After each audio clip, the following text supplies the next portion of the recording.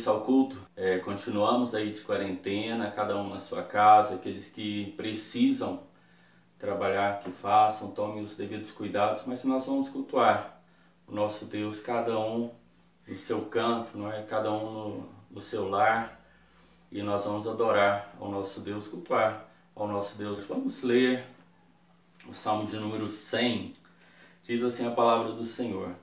Celebrai com júbilo ao Senhor todos os moradores da terra, servi ao Senhor com alegria e apresentai-vos a Ele com canto. Sabei que o Senhor é Deus, foi Ele e não nós que nos fez povo seu e ovelhas do seu pasto. Entrai pelas portas dele com louvor, em seus átrios com hinos, louvai-o e bendizei o seu nome. Porque o Senhor é bom e eterna a sua misericórdia, e a sua verdade estende-se de geração a geração. Vamos orar? Senhor Deus, nosso Pai, te pedimos, Senhor, que o Senhor esteja nos abençoando, nos guardando, livrando-nos do mal, Senhor, como tem feito até este exato momento, Senhor. Esteja com o teu povo, Senhor, que está reunido, Senhor, cada um na sua casa, Senhor, reunido seus familiares, e que nós estamos reunidos, Senhor, em espírito, junto a Ti, Senhor. Abençoe as nossas vidas, receba o nosso culto, o nosso louvor, a nossa adoração, Senhor. Nós te pedimos e agradecemos com o perdão dos nossos pecados. Em nome do Teu Filho amado Jesus. Amém, Senhor.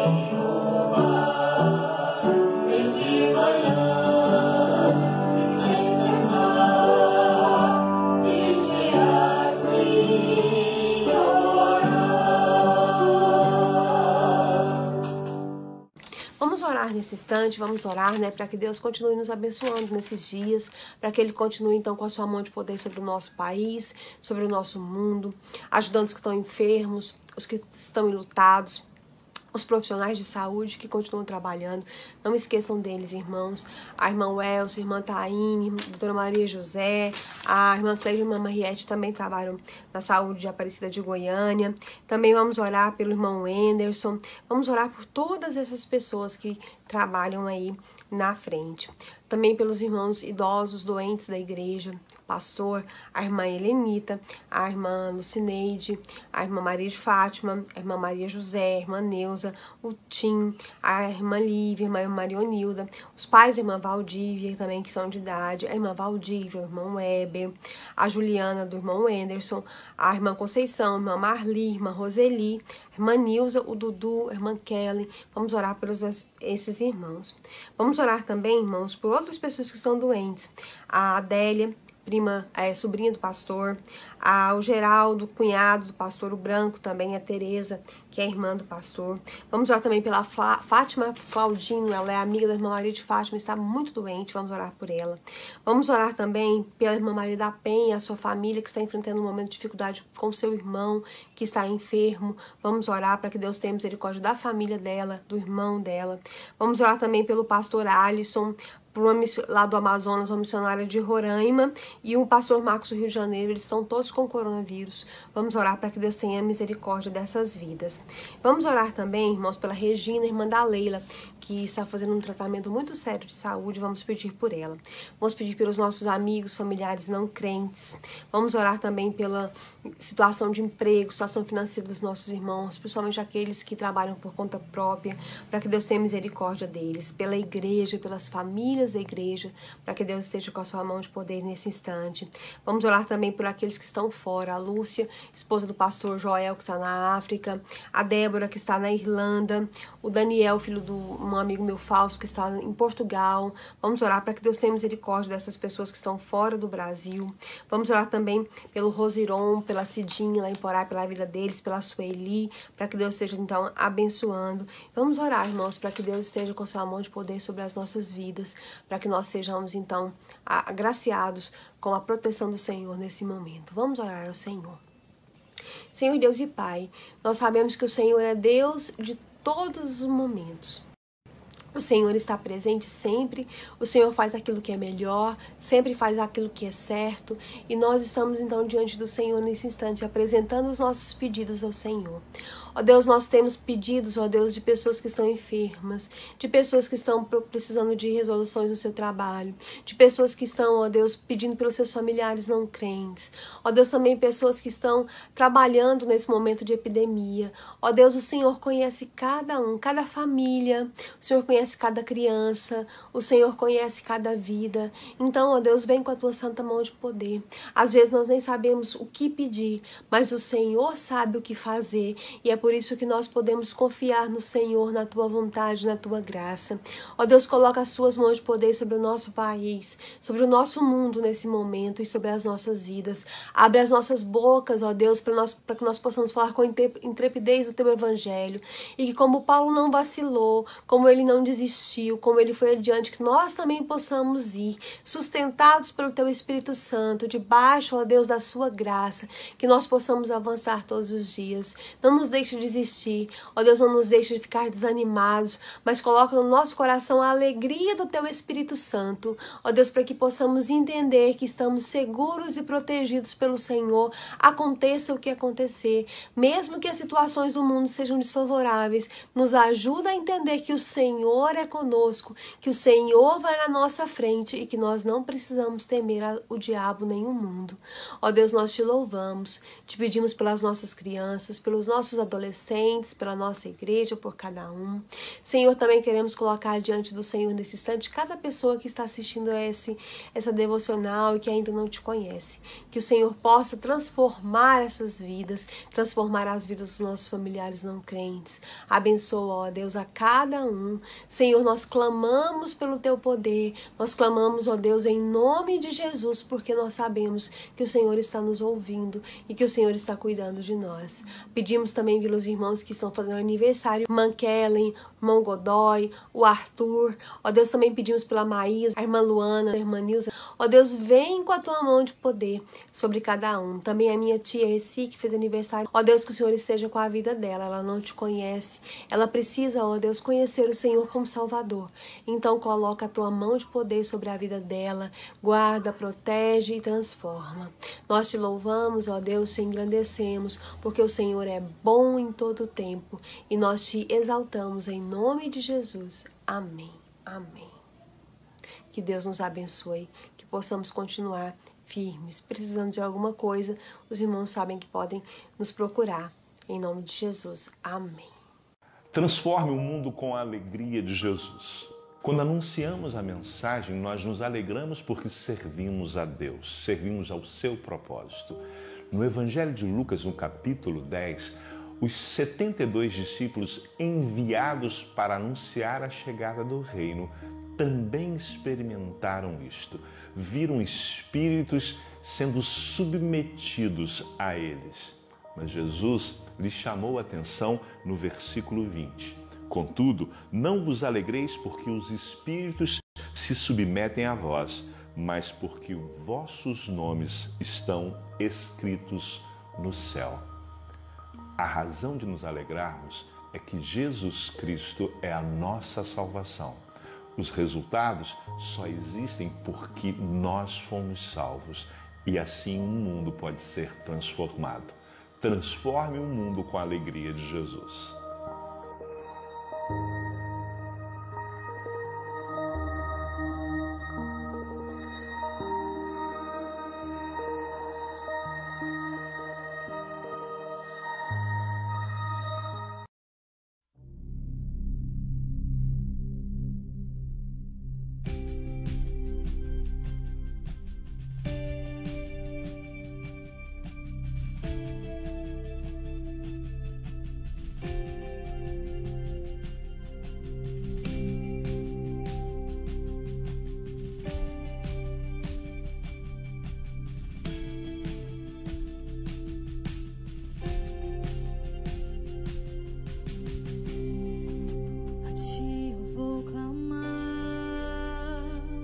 Pois tudo vem de ti e tudo está em ti. Oh, oh. Por ti vou caminhar, tu és a direção, o sol a meia. Oh, oh. Tudo pode passar, teu amor jamais me deixará. Sempre há de existir um novo amanhã preparado pra mim.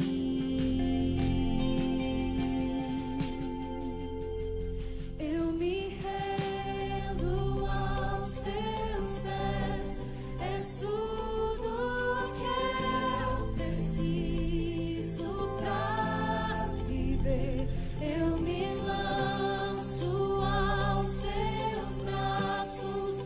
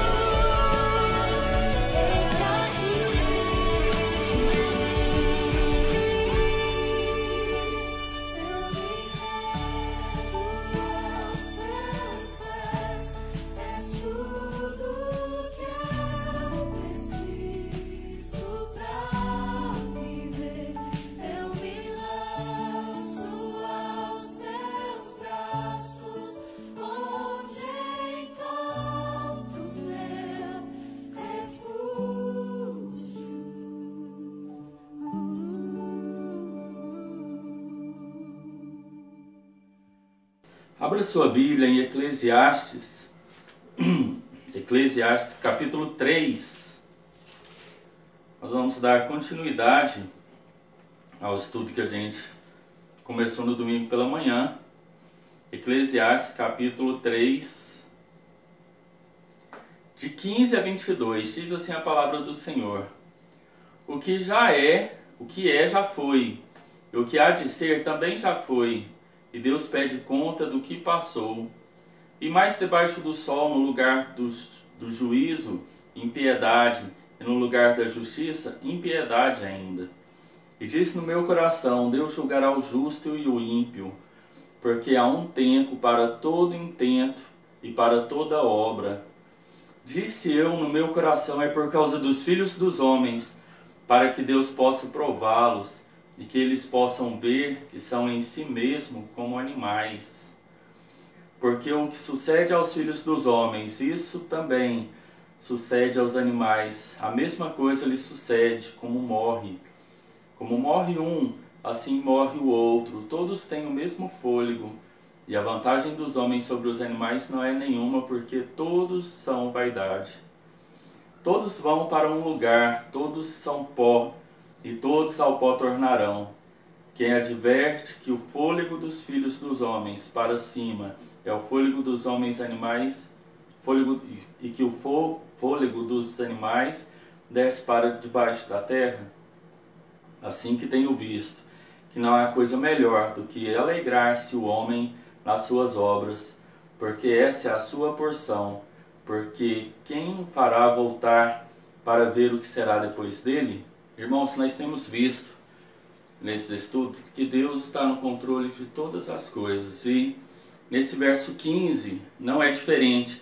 No verso 15, Deus está no controle. Diz assim, a parte A: o que é já existiu, e o que há de ser também já existiu. Isso nos traz à memória, irmãos, o capítulo 1, 9 a 11, diz assim: o que tem sido, o que é, o que há de ser e o que se tem feito, isso se tornará a fazer. Não há nada que seja novo debaixo do sol. Alguma coisa que se possa dizer: vê, isto é novo. Ela já existe nos séculos que foram antes de nós. Já na lembrança das gerações passadas não há, nem das gerações futuras haverá lembrança entre os que virão depois dela. Há aqui uma garantia que Deus está no controle, que Deus está cuidando de tudo. O passado parece se repetir, do modo que não há nada de novo debaixo do céu. Mas Deus pode muitas vezes entrar na história para fazer o que melhor se parece. Seus muitos milagres são prova de que o ciclo não é um padrão.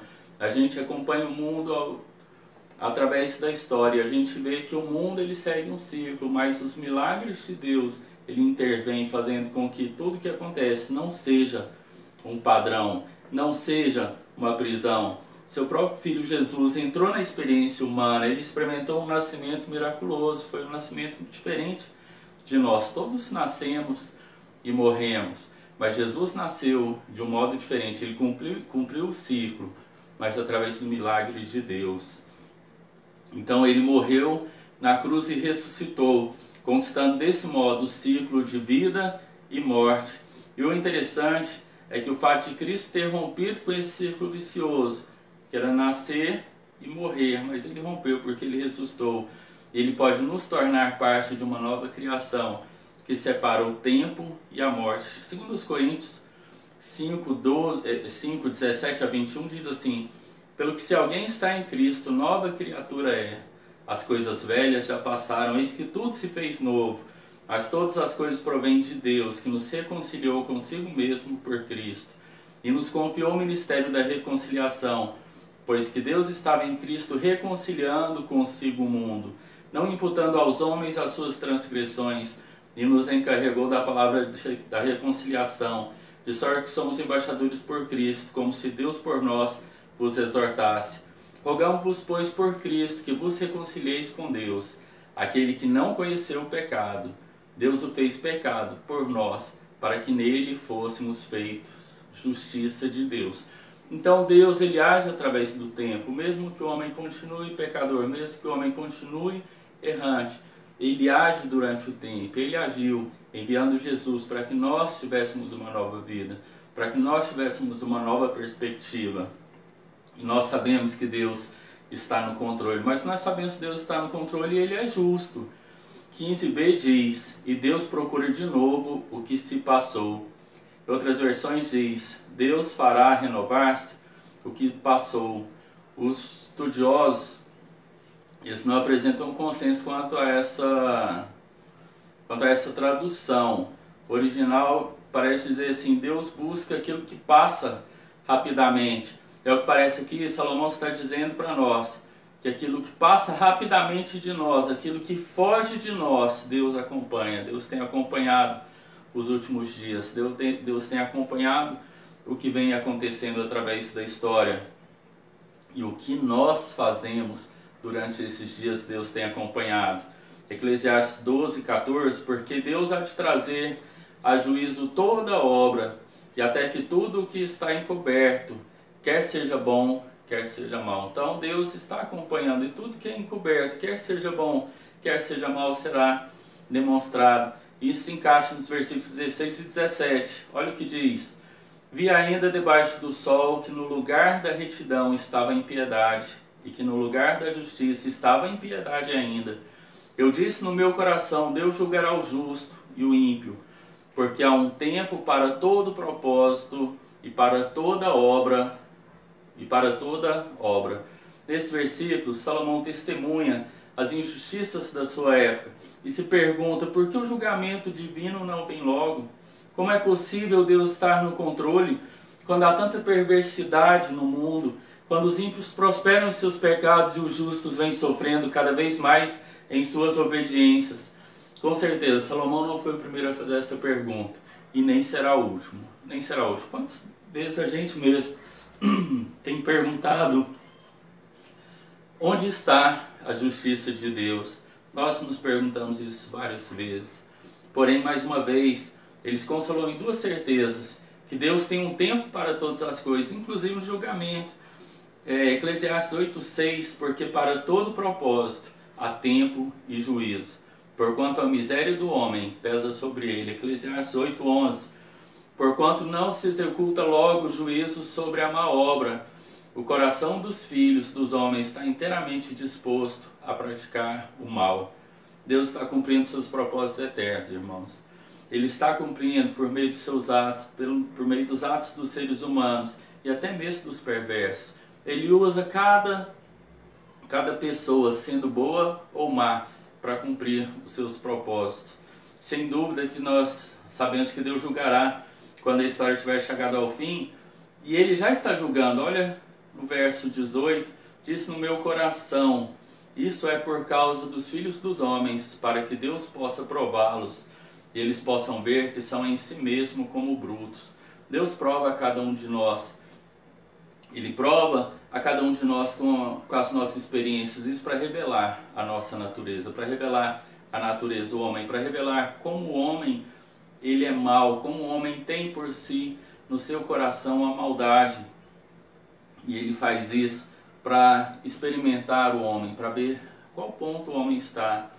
E quando o homem deixa Deus fora da sua vida, ele se torna semelhante a um animal. Olha o que Salmo 32:9 diz. Não sejais como o cavalo, nem como a mula, que não tem entendimento, cuja boca precisa de cabresto e freio. De outra forma não se sujeitarão. Ele vive como um animal. O homem afastado de Deus, ele tem vivido como um animal, e a justiça de Deus virá. Deus ele está no controle de tudo. Nós devemos agir corretamente. Nós devemos buscar a sua presença, porque Ele julgará a cada um de nós. E Ele vive, se o homem é afastado de Deus, ele vive como um animal, também morre como um animal. Irmãos, mesmo Deus estando no controle e sendo justo, a morte virá. E nesse tempo de pandemia a gente vê como a morte está vindo. Pare para ligar o jornal e ver em todo mundo a morte está vindo. E não é só de agora. Antes já estava acontecendo através de assassinatos, através de acidentes de carro, através de tantas outras coisas, através de muitas doenças e pestes. E agora nesses últimos dias, através do Covid-19. Versículo 9 diz assim: pois o que sucede aos filhos dos homens, isso mesmo também sucede aos brutos. Uma e a mesma coisa lhe sucede. Como morre um, assim morre o outro. Todos têm o mesmo fôlego. O homem não tem vantagem sobre os brutos, porque tudo é vaidade. Aqui, nessa versão que eu estou lendo, o brutos aqui está falando em relação a animais. Todos vão para o mesmo lugar. Todos são pó e ao pó retornarão. Nós devemos ter cuidado, visando isso que está relacionando ao homem, para a gente não chegar à conclusão que o mesmo fim que teremos é o mesmo fim dos animais, literalmente em todos os aspectos. Salomão aqui ele está apenas ressaltando que os homens morrem e o corpo volta ao pó. Gênesis 2,7 diz assim: e tornou o Senhor Deus o homem do pó da terra, e soprou-lhe nas narinas o fôlego da vida, e o homem tornou-se alma vivente. Gênesis 3,19 do suor do teu rosto comerás o teu pão, até que tornes a terra, porque dela foste chamado, porquanto és pó, e ao pó tornarás. Uma vez que foi feita a imagem de Deus, o homem tem uma vantagem indiscutível sobre os animais, isso é fato. No que se refere à vida e à morte, a esse ciclo, nós teremos o mesmo fim, nós também nos transformaremos em pó. E é evidente que as pessoas salvas por Jesus Cristo, elas receberão um corpo glorificado, um corpo renovado, porque nós entraremos no lar celestial com o corpo glorificado. Depois leia aí 1 Coríntios 15, 35, faça essa leitura de 15, 35 adiante, você vai ver como Deus vai fazer essa glorificação do nosso corpo. No verso 21, de Eclesiastes, diz assim: quem sabe se o espírito dos filhos dos homens vai para cima e se o espírito dos animais desce para a terra? Isso é uma pergunta. Queridos, a Bíblia diz que quando a morte ocorre, o espírito deixa o corpo. Tiago 2,26: porque assim como o corpo sem o espírito está morto, assim também a fé sem obras é morta. Gênesis 35,18: então Raquel, ao sair-lhe a alma, porque morreu, chamou ao filho Benoni, mas o seu pai chamou-lhe Benjamim. E Lucas 8,55 diz assim: e o seu espírito voltou, e ela se levantou imediatamente, e Jesus mandou que lhe desse de comer. Então Salomão mostra aos seres humanos que os homens, eles não experimentam a morte da mesma maneira como os animais experimentam. Apesar de ambos voltarem ao pó, o espírito do homem vai para Deus, enquanto o espírito do animal simplesmente deixa de existir. 12:17, Eclesiastes 12:17. E o povo volte para a terra como era, e o pó volte para a terra como era, e o espírito volte a Deus que o deu. Enquanto o espírito do animal deixa de simplesmente existir, o espírito do homem vai para Deus. Nós encontramos um contraste semelhante, depois leia também Salmo 49, ele vai fazer essa relação do homem com o animal. E para finalizar esse texto, em que nós vimos que Deus está no controle, que Ele age com justiça e que a morte, que Deus está no controle, que Ele age com justiça e que a morte é certa, Salomão também nos mostra mais uma vez que nós devemos aceitar o controle de Deus nas nossas vidas, que nós podemos desfrutar as nossas vidas mesmo diante de todo esse contexto. Fala assim: pelo que tenho visto que não há coisa melhor do que alegrar-se o homem nas suas obras, porque esse é o quinhão, pois quem o fará voltar para ver o que será depois dele? Ninguém sabe o futuro, você não sabe o seu futuro, eu não sei o meu. O nosso Deus sabe. Nós não sabemos o que Ele reserva para nós ainda nesta vida, mas nós devemos desfrutar dessa vida, desfrutar uma vida em oração, uma vida em Deus, uma vida de família, como Deus propõe na sua palavra. Nós sabemos que Deus exerce controle sobre tudo. Nós lemos lá em Eclesiastes 3:1. Tudo tem sua ocasião própria. Tudo tem a sua ocasião própria. E há tempo para todo propósito debaixo do céu.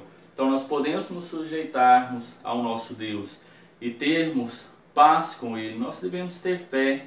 A fé aprende a viver com os aparentes absurdos e incoerências, pois vivemos das promessas, não das explicações. Nós não vivemos de explicações, nós vivemos das promessas de Deus que está na Bíblia. Então, se você desconhece a Bíblia, procure conhecer, procure ler. Lá estão as promessas e você vai ver que nós somos peregrinos neste mundo. Nós temos aqui a missão de evangelizar, nós temos aqui a missão de glorificar o nosso Deus, pois um dia todos estaremos glorificando com Ele na eternidade. Nós não podemos explicar a vida, mas nós podemos experimentá-la. Nós podemos experimentar, mesmo que suportando, mesmo que desfrutando a vida, nós temos que usufruir dela. Salomão convida a você aceitar a sua vida, a eu aceitar a minha vida e a desfrutá-la e nos contentarmos com ela. É diferente que nós devemos nos contentar com a vida, mas nós não podemos contentar conosco mesmos, mas sim contentar com o que Deus dá nessa vida. Agradeça a Deus por tudo que você tem, agradeça a Deus por tudo que Ele tem te proporcionado até esse momento. Se crescermos em caráter, no temor do Senhor e vivermos pela fé, nós seremos capazes de dizer o que Paulo disse lá em Filipenses 4, de 11 a 13, nós lemos, encerrando a Escola Bíblica Dominical de domingo passado, nós vamos ler, encerrando também o culto de hoje. Diz assim: não digo isto por causa da necessidade, porque já aprendi a contentar-me com as circunstâncias em que me encontre. Sei passar falta e sei também ter abundância. Em toda maneira e em todas as coisas estou experimentado, tanto em ter fartura como em passar fome, tanto em ter abundância como em padecer necessidade. Posso todas estas coisas naquele que me fortalece. Amém? Deus esteja abençoando a cada um de nós, que nós possamos entender que Deus está no controle, que nós temos um Deus que é justo, que Ele não permite a injustiça. Embora ela aconteça, haverá justiça de Deus sobre esses acontecimentos. E nós também temos a certeza da morte, mas se crermos em Deus, tivermos fé nele, nós passaremos por todas essas dificuldades que temos passado e venceremos pela fé. E aí sim, após a morte, experimentaremos uma vida eterna, gloriosa no nosso lar celeste. Que Deus esteja nos abençoando. Vamos orar mais uma vez. Senhor Deus, te louvamos, Senhor, te agradecemos pela palavra que o Senhor colocou nos nossos corações, Senhor. Esteja abençoando, meu Deus, para que essa palavra faça morada no nosso coração, Senhor. Para que nós possamos descansar o nosso coração em Ti. Que nós possamos entender que o Senhor está no controle de todas as coisas. Que Tu és um Deus justo, Senhor. Que diante de todas as circunstâncias, Senhor, a morte virá e que nós devemos estar preparados, Senhor. Que nós devemos estar de joelhos dobrados diante de Ti, Senhor. E que nós devemos entregar a nossa vida a Jesus Cristo, Senhor, para que nós tenhamos a vida eterna e que nós possamos um dia morarmos todos no lar celeste, contigo, Senhor, e com os nossos irmãos que já partiram. Essa é a nossa oração, Senhor, com perdão dos nossos pecados. Em nome do Teu Filho amado Jesus. Amém, Senhor. Domingo à noite teremos o nosso culto e de manhã e à noite, todos os dias, nós temos as nossas devocionais. Fiquem com Deus.